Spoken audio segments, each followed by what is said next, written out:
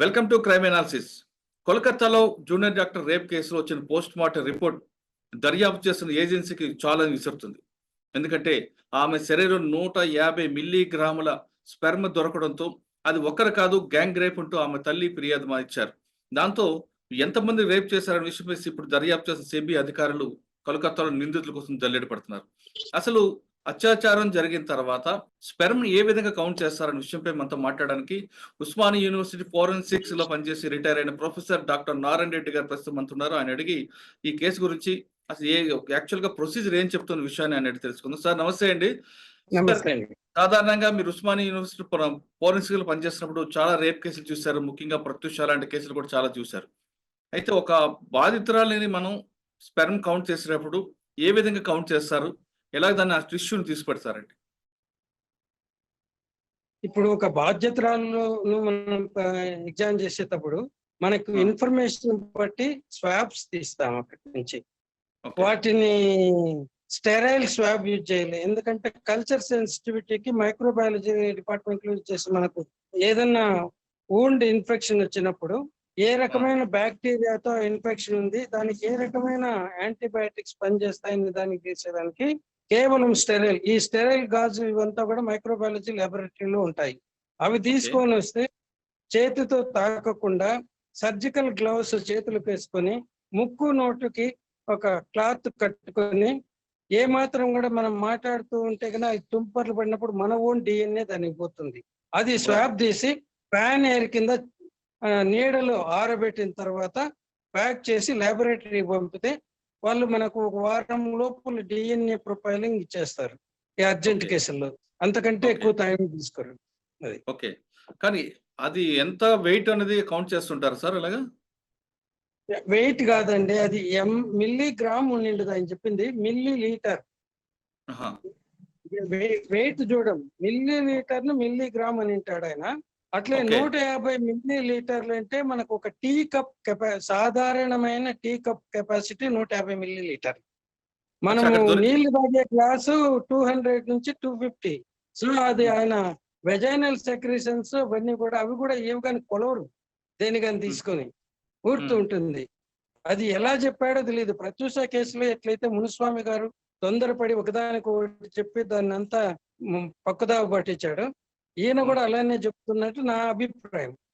ఎందుకంటే అట్లా ఎవరు కానీ 150 ml 150 వ్యక్తి కానీ ఒకసారి రతిక్రియలో పాల్గొంటే ఒక 2-3 రోజుల గ్యాప్ తర్వాత కేవలం అతని నుంచి వచ్చేది 3 నుంచి 5 ml మాత్రమే.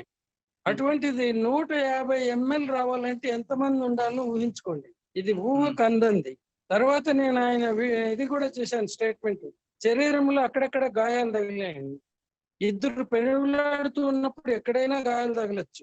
ఆ గాయాలు ఎన్ని ఉండేది, ఒకడు కాజ్ చేశారా, 3-4 కాజ్ చేసిన అంత స్క్రాచెస్ ఉంటాయి.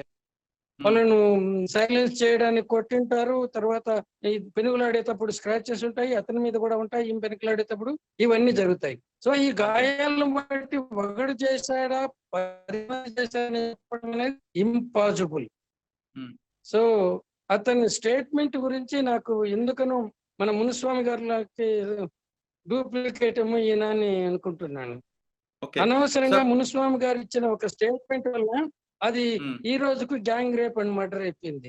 ఇది కూడా అట్లే ఏటుగా ఉంది. రెండవది, డాక్టర్లు ఎప్పుడు కానీ వాళ్ళు ఇటువంటి స్టేట్మెంట్ ఇవ్వకూడదు. వాళ్ళు పూర్తి ఇన్వెస్టిగేషన్ వరకు ఆగాల. దాంట్లో ఏమన్నా ఆనవాళ్ళు ఉంటే ఇంజరీస్ ఉన్నాయా లేదా, ఇంకా సెమన్ ఉందా లేదా అంటే మేము కలెక్ట్ చేసి స్వాబ్ పంపిణీ. ఎందుకంటే కత్తితో చూసేది సెమన్ లేక వెజైనల్ సెక్రేషన్ అని చెప్పటం ఇంపాసిబుల్. వెజైనల్ సెక్రేషన్స్ కూడా వస్తాయి సెక్స్ అయిపోయిన తర్వాత.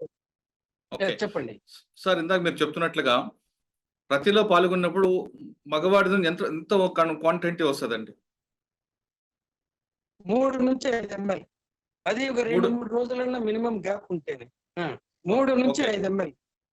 మరి ఆయన 150 మిల్లీగ్రాములు అంటున్నారండి. ఆయన మిల్లీగ్రాములని తూకం వేరు, ఆయన 150 ml ఉంటది. 150 ml అంటే మనం ఒక టీ కప్, సాధారణమైన టీ కప్ సైజ్ అది. అచ్చా, అంటే అంత స్పెర్మ్ వస్తుంది అంటారండి? ఇప్పుడు రతిక్రియ జరిగేటప్పుడు లూబ్రికాంట్ ఫ్లూయిడ్ వెజైనల్ వాల్స్ నుంచి ప్రొడ్యూస్ అవుతుంది. అది ఓకే. అందరికీ తెలిసిన విషయమే. హ్మ్. ఆ ఫ్లూయిడ్ ను చూసి ఈ డాక్టర్ గారు సెమెన్ అనుకున్నాడు. అచ్చా! అది పరిస్థితి. సాధారణంగా ఎంత వరకు రావచ్చండి ఇది? ఆ ఫ్లూయిడ్ చాలా గారుతుందండి. వాళ్ళలో హుహు. నుంచి. వాళ్ళు ఎంత ఉద్రేకానికి లోనయ్యి అంటే సాటిస్ఫాక్షన్‌కి అయితారో అంత ఎక్కువగా ప్రొడ్యూస్ అయితుంది. అచ్చా! అది దాన్ని కౌంట్ సెమెన్‌ను డిఫరెన్షియేట్ చేయలేం. దాన్ని సెమెన్‌ను డిఫరెన్షియేట్ చేయలేం. ఒక కెమికల్ టెస్ట్‌తో తప్ప. అచ్చా! సో, ఆ ఫ్లూయిడ్‌ని చూసుకొని ఈయన సెమెన్ అనుకున్నాడు. హుహు. అంటే ఇప్పుడు 150 మిల్లీగ్రాములు అనేది కరెక్ట్ కాదంటారు మీరు. కాదు. ఎట్టి హ్మ్. పరిస్థితి అసలు గ్రాములనేది రాదు, అక్కడ వెయిట్ చేయరు. హ్మ్. ఓన్లీ ఎంఎల్ అందాజాగా 10 ఎంఎల్, 5 ఎంఎల్ అట్లా 100 ఇట్లా చూస్తాం గానీ వాటర్ గ్లాసులో ఎంతుందంటే మీరు మిల్లీగ్రాములు, గ్రాముల్లో చెప్తారా? అవును. చెప్పం గదా! అవును. అది. సార్ ఈ కేస్‌తో మీరు ప్రత్యూష కేస్ కంపేర్ చేస్తారు. ఎందుకు?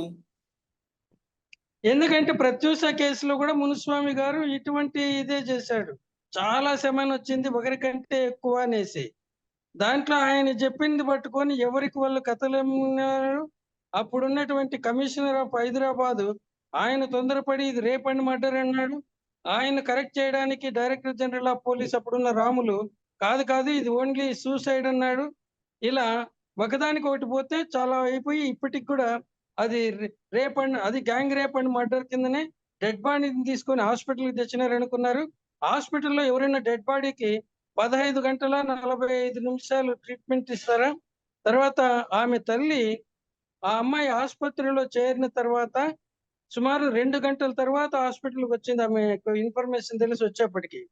అప్పుడు 7 మంది డాక్టర్లు ఆమెను పరీక్ష చేస్తా ఉంటే వాళ్ళలో ఒకరు హౌ ఆర్ యూ అని అడిగితే ఆ అమ్మాయి ఓకే సార్ అనింది. ఇది కూడా అన్ని పేపర్‌లోన ఫిబ్రవరి 14, 2002 మార్చి 14, 2002లో వచ్చింది. అదంతా చూసిన తల్లి కూడా ఇప్పుడెందుకో తన కారణాలకు గొంతు పిసికి చంపి హాస్పిటల్‌కి తెచ్చినారంటున్నారు.